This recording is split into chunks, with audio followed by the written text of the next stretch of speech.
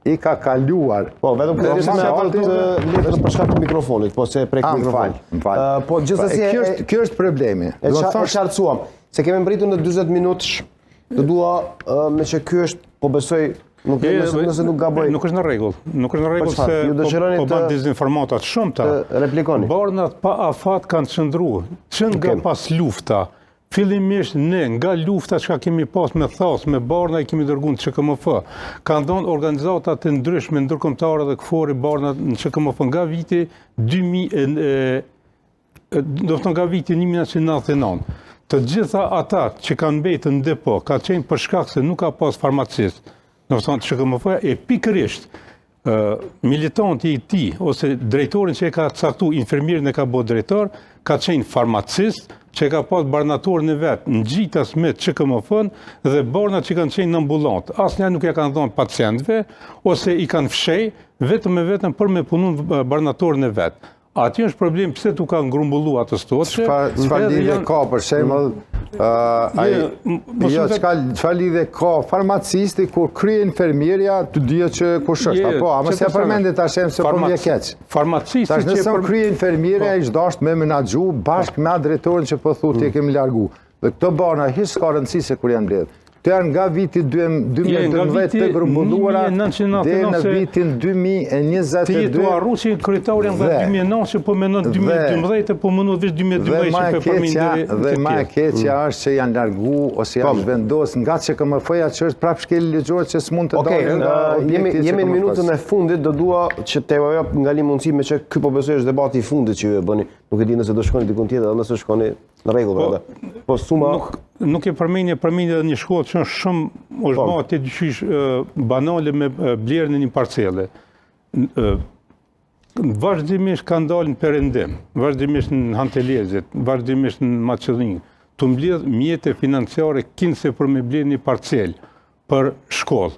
Dhe që 4 vite e inde asnjë informat nuk e kanë dhënë. A është kjo pyetja juaj, çka ka ndodhur me ato? Po do të apëdrese se është edhe pyetje, po asnjëherë nuk u përgjigj. Nuk u përgjigj u di dhe përgjigjen, se përgjigjen gjithmonë e ka dhënë, nuk jam unë, është shoqata.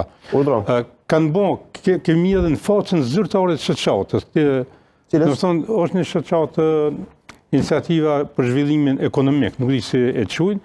Dhe kur të ishtë në atë faqën zyrtare, figuron emri i drejtoresh, emri i shefës kabinetit kryetarit Ballaçi.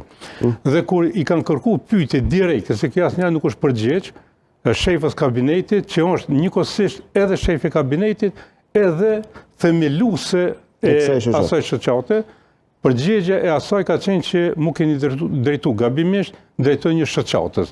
Ajo themeluese. Pra pyetja është çka ka ndodhur me ato mjete. Po çka ka ndodhur nuk ja përgjigje. Zoti Ballaçi pastaj ju keni drejtë. Jo sot, as jo dje, edhe nesër unë do të jem i kujdesshëm dhe shumë efikas për t'ju ndihmuar qytetarëve sidomos në edukimin arsimor. O po të jetë nevoja në fund botës ka me shku për me realizu këtë çështje sepse ne kemi nevojë për një cilësi të arsimit dhe për edukim arsimor dhe për avancim.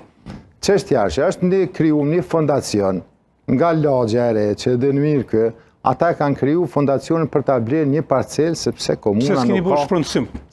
komuna nuk ka parcela të veta për të ndërtuar një shkollë. Pra kanë marrë iniciativën, nuk i kanë mbështetur dhe do të mbështes maksimalisht dhe natyrisht që po tash am ke për cilë aktiviteta. Po që shjoj e konë Gjermani, Francë, në Belgjike, edhe në Spanjë ke shku bile. Ma thatë një ditë çdo javë ke shku atje, çdo javë 52 javë ka vite, vetëm një vit, llogaritë 4 vite çdo javë, sa vjet i bën me shku jashtë. Po mos banaj gare zoti Suma. Ne do ta mbështesim këta, por nëse do të marrë informacionin drejtori fondacionit me një kërkesë nëse ata t'jap. Unë nuk monitoroj organizatat që s'keni asnjë lidhje me ta. Po nuk monitoroj, edhe nuk kam të drejtë të jap informacione për një organizatë. Ballaçi pyetje për sumën, keni drejt ju edhe pastaj e mbyllim. Pse kanë mbetur kaq shumë punë të pakryera kur keni pas mjaftueshëm kohë për 3 mandate, pse duhet patjetër edhe një mandat që ashtu siç po dëgjohet që ju doni të vini në krye të komunës për hakmarrjet atyre cilët mendoni se ju kanë tradhtuar në vitin 2021? Për shkak se qytetarët e komunës Hanit e Lezit janë mashtru para 4 vitesh, janë shantazhuar.